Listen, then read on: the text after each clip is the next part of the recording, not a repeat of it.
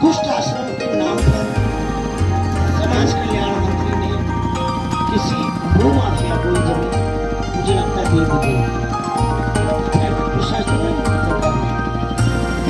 कुष्ठ आश्रम चल रानीपुर विधानसभा, जहाँ के आदेश चौहान जी विधायक हैं, वहाँ नवोदय नगर एंड हरिद्वार ग्रीन के बीचों बीच में 25 बीघा के अंदर ये कुष्ठ आश्रम बनाने जा रहे हैं। मैं इसका घोर विरोध करती हूँ।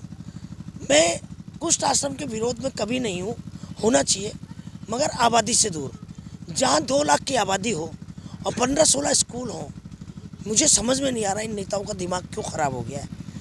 आपने देखा होगा पुराने टाइम पे भी हमारे गांव के अंदर भी मोती नगर में एक कुष्ठ आश्रम है, बहुत आबादी से इतना दूर, और आबादी से दूर होना चाहिए। ये बीमारी फैलती भी है। और मैं कहना चाहती हूँ धामी इस बात को सुन ले। ये क्या ये सब लोग अधिकारी कर रहे हैं? मुझे सुनने में आ रहा है कि कुछ भूमाफियाओं का भी इसमें कुछ रोल है। 3 बीघा में आश्रम बन रहा है और 25 बीघा उसके नाम से समाज कल्याण द्वारा दी गई है। तो क्या घपलेबाजी इसमें समाज कल्याण मंत्री की है? इसकी जांच होनी चाहिए।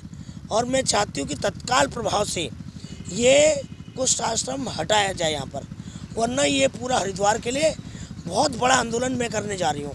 क्योंकि मैं यहाँ से लोकसभा सांसद प्रत्याशी हूँ और आज जनता पूरी ज़िंदगी की कमाई लगा के, भाई शहरों के नज़दीक तो तुमने कोई ज़मीन छोड़ी नहीं है, भाई अपने पूंजी लगाती है और अपने रिटायरमेंट के बाद की पूंजी लगाती है। चलो बच्चों को हम एक घर बना दें, और उसके बीच में आप इस तरह की माफियागिरी चला रहे हैं और इस तरह का कुष्ठ आश्रम बना रहे हैं। अरे शर्मनाक बात है भाजपा के लिए। और मैं चाहती हूँ ये भाजपा के सीनियर लीडरों तक जाए, और अगर नहीं किया लोकसभा तो आप ये हार ही रहे हैं हरिद्वार निश्चित, मगर आपको 5 लोकसभा में हारना पड़ेगा। आपकी सारी करतूतें खोल दूंगी मैं। धामी भाई सुन लो, और मैं बता रही हूँ तत्काल प्रभाव से आज मैं आ चुकी हूँ, इसका निस्तारण होना चाहिए। अगर नहीं किया तो हम डीएम आवास पहले घेराव करेंगे और फिर उसके बाद सीएम का पुतला मैं फूकूंगी। हालांकि मैं सम्मान करती हूँ, मगर मुझे पुतला फूकने के लिए धामी मजबूर मत करना, बता दिया। और मैं नहीं चाहती छोटे भाई का पुतला फूकना। तो इसलिए मैं कहना चाहती हूँ ये कुष्ठ आश्रम तत्काल प्रभाव से हटाया जाए। और कहाँ गए आपके निशंक जी, क्यों नहीं आए आज तक? क्या इनको जनता की वोट नहीं चाहिए? सिर्फ मोदी जी के नाम पर वोट चाहिए तुम्हें, काम कुछ नहीं करना, और जनता खुद ही परेशान होती रहे। तो ये बड़ा दुर्भाग्यपूर्ण है।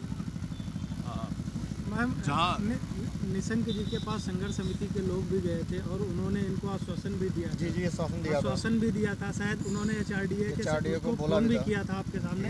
अरे वो तो किलो भर निशंक जी ने कोई काम नहीं किया, लेकिन वो तो जहाँ भी स्टेज पर खड़े होते हैं वो तो मोदी सारा काम आंकड़ों में। आप आंकड़ों में दिखा दो, पत्थर दिखा दो, एक पत्थर दिखा दो। आंकड़े तो फर्जी बना लेते हैं, उसकी जांच कौन करेगा? आप मुझे बताओ और उनसे पूछो कि मोदी जी ने ये कर दिया, मोदी जी ने वो कर दिया, मोदी जी ने। अरे मोदी जी की कब तक गाते रहोगे? अपना बताओ क्या करा है। अभी चेक बांट रहे, जैसे बांट रहे कि जैसे अपनी बीवियों का जेवर बेच के तुम चेक दे रहे हो, एहसान कर रहे हो। 1000 रुपये का चेक दे रहे हो, वो भी सोशल मीडिया में डाल रहे हैं कि मोदी सरकार में ये हो गया, मोदी सरकार में हो गया। मोदी सरकार में तुमने क्या किया है? 10 साल मोदी जी के आँख में तुमने धूल झोंकी है, धोखा दिया मोदी जी को, अमित शाह को। वो बेचारे कभी इस घाटी जाते हैं, कभी उस घाटी जाते हैं, इतना संघर्ष करते हैं। अमित शाह और मोदी जी और लड्डा जी ये उनकी नाक कटवाते हैं, नाक।